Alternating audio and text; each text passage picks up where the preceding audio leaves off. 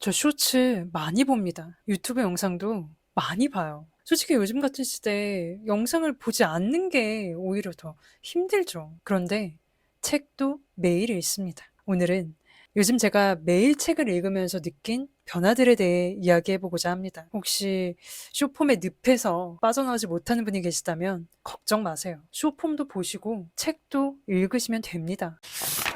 저는 책을 한 95% 정도 의무감으로 읽고 있습니다.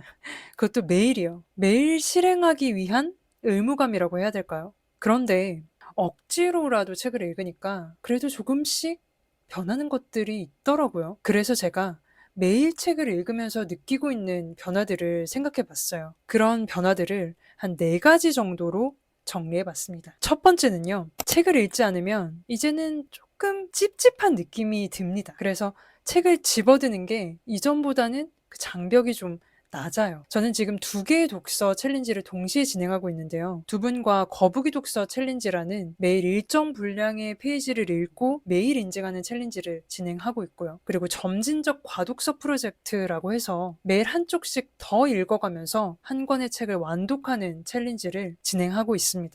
이 챌린지들을 하느냐고 읽지 않으면 뭔가 더 찝찝한 느낌이 드는 걸 수도 있습니다. 하지만 이렇게라도 매일 책을 읽으니까 점점 날이 갈수록 책 읽는 시간이 오히려 좀 기다려지는 것 같기도 하더라고요. 책에 대해서 좀 더 재밌게 생각이 되는 그런 과정에 있습니다. 두 번째로는 이 책을 매일 읽어야 하니까 저만의 그런 원칙 같은 게 생기더라고요. 크게 2가지 원칙이 생겼는데요. 일단 첫 번째로 지하철을 타게 되면 무조건 책을 들고 갑니다.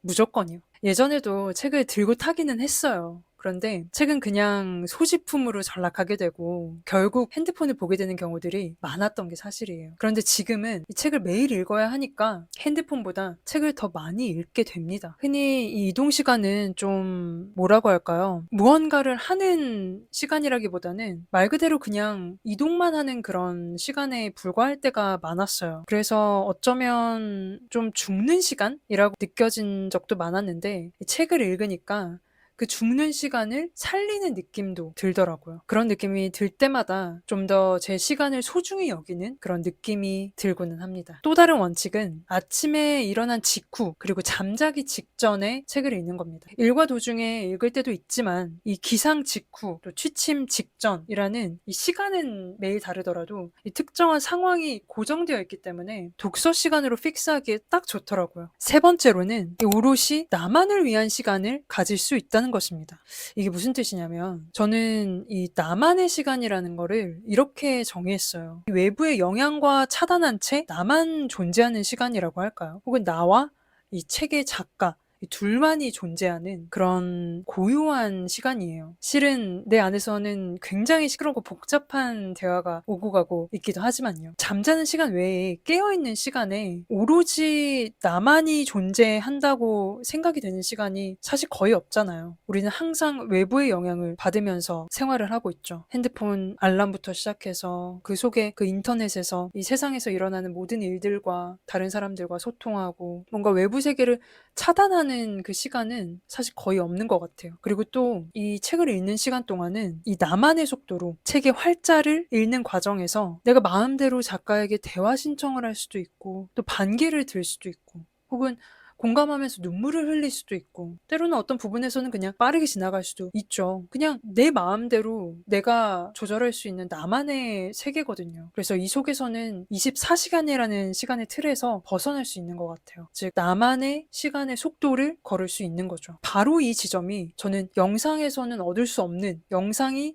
대체할 수 없는 책의 가장 큰 매력이라고 생각해요. 그래서 잠잘 때 빼고 깨어있는 동안 유일하게 외부와 차단할 수 있는 이 시간이 바로 독서, 그리고 추가적으로 글 쓰는 시간도 있는 것 같은데요. 이 2개의 시간이 하나의 명상이라고도 할 수 있는 그런 유일한 시간인 것 같습니다. 네 번째로, 또 그러다 보니까 집중력이 길러지는 것 같아요. 또 저는 지금 챌린지를 2개나 하고 있다 보니까 더 그런 것 같은데 챌린지를 어떻게 하냐면 처음에 읽기 시작할 때 타임스탬프 어플로 딱 그 첫 페이지를 찍습니다. 그리고 책을 읽어요. 그 다음에 다 읽으면 그날 읽은 그 마지막 페이지를 또 타임스탬프 어플로 찍어요. 그러면 이 첫 번째 찍은 사진과 두 번째 찍은 사진에 시간 차이가 있잖아요. 그럼 그게 곧 내가 책을 읽은 시간이 되는데 그걸 위해서는 중간에 딴짓을 하기가 좀 어렵더라고요. 그래서 그 시간만큼은 컴팩트하게 책에만 이제 몰입하게 되는 그런 경험을 하고 있어요. 이전에는 책을 읽으면서도 중간에 잡생각이 나기도 하고 또 핸드폰을 만지작거리기도 하고 갑자기 다른 일을 하기도 하고 이러면서 좀 시간이 길게 늘어지는 경우가 많았어요. 그런데